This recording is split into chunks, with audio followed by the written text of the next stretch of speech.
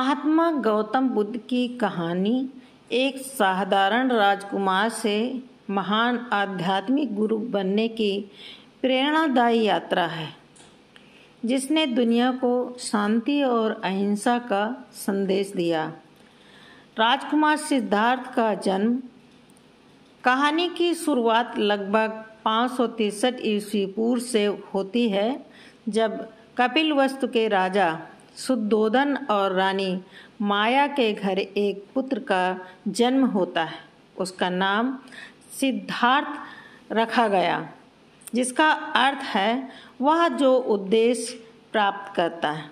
जन्म के समय एक भविष्यवाणी की गई कि सिद्धार्थ या तो एक महान राजा बनेगा या फिर एक महान संत। इस भविष्यवाणी से राजा शुद्धोधन चिंतित होकर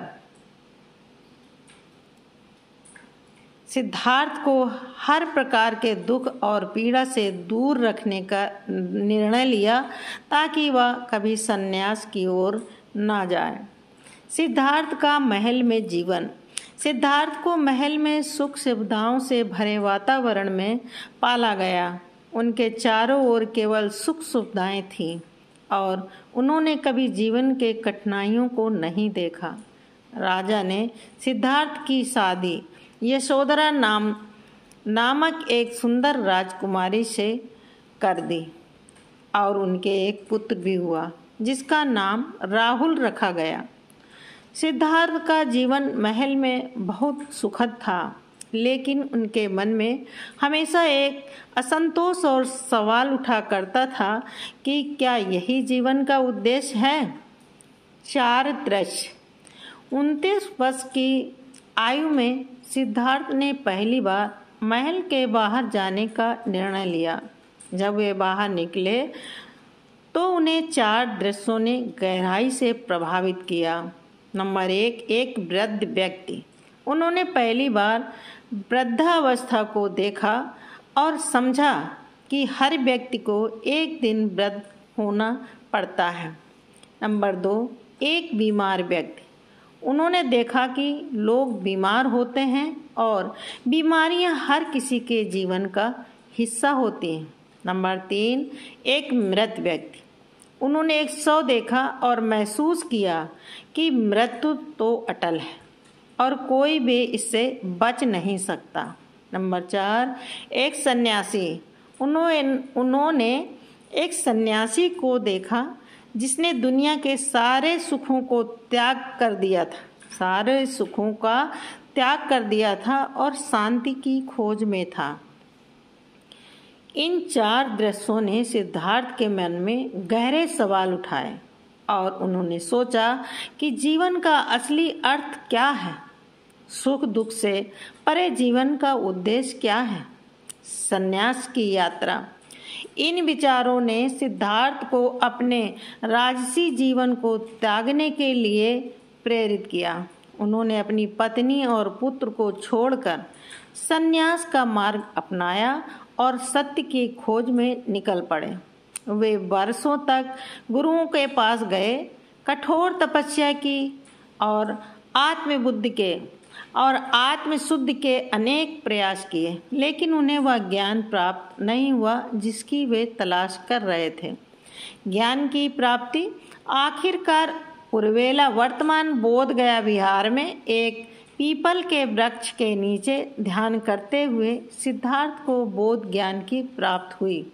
वे समझ गए कि जीवन का मध्य मार्गी ही सही मार्ग है, ना ही अत्यधिक कठोर तपस्या और ना ही अत्यधिक भोग। इस ज्ञान के साथ सिद्धार्थ बुद्ध अर्थात जागृत हो गए। धर्मचक्र प्रवर्तन। ज्ञान प्राप्ति के बाद गौतम बुद्ध ने अपने ज्ञान को दूसरों के साथ बांटना शुरू किया। वे सारनाथ गए और वहां अपने 5 शिष्यों को प्रथम उपदेश दिया, जिसे धर्मचक्र प्रवर्तन कहा जाता है। इस उपदेश में उन्होंने 4 आर्य सत्य और अष्टांगिक मार्ग का वर्णन किया, जो जीवन की पीड़ा से मुक्ति पाने का मार्ग था। 4 आर सत्य। नंबर 1, दुख। जीवन में दुख अटल है। नंबर 2, दुख का कारण तृष्णा, इच्छा है। नंबर 3, दुख का निवारण। तृष्णा का त्याग करने से दुख का निवारण संभव है। नंबर 4, दुख के निवारण का मार्ग। अष्टांगिक मार्ग का अनुसरण करना दुख से मुक्ति का मार्ग है। अष्टांगिक मार्ग बुद्ध ने जीवन के लिए एक मार्गदर्शक सिद्धांत के रूप में अष्टांगिक मार्ग की शिक्षा दी। इसमें सही दृष्टि, सही संकल्प, सही वाणी, सही कर्म, सही आजीविका, सही प्रयास, सही स्मृति और सही समाधि भी शामिल है। बुद्ध का संदेश और प्रभाव। गौतम बुद्ध ने अपने जीवन का शेष हिस्सा उपदेश देने में बिताया। उन्होंने समाज के सभी वर्गों को बिना किसी भेदभाव के ज्ञान प्रदान किया। उनके उपदेशों ने न केवल भारत बल्कि पूरे एशिया में लाखों लोगों के जीवन को प्रभावित किया। उन्होंने करुणा, अहिंसा और सच्चाई पर आधारित एक ऐसा मार्ग प्रस्तुत किया जो आज भी लाखों लोगों के लिए प्रेरणा का स्रोत है। महापरिनिर्वाण। 80 वर्ष की आयु में कुशीनगर में बुद्ध ने महापरिनिर्वाण प्राप्त किया। उनके अंतिम उपदेश में उन्होंने कहा, सभी संयोग का अंत होता है, अतः अज्ञान के अंधकार को दूर करने के लिए अपने प्रकाश को स्वयं बनाओ।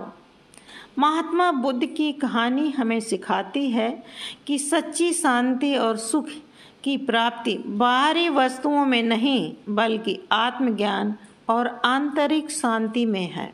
यह कहानी आज भी उन लोगों के लिए प्रेरणा है जो जीवन के सत्य की खोज में हैं और आत्मा की मुक्ति की चाह रखते हैं।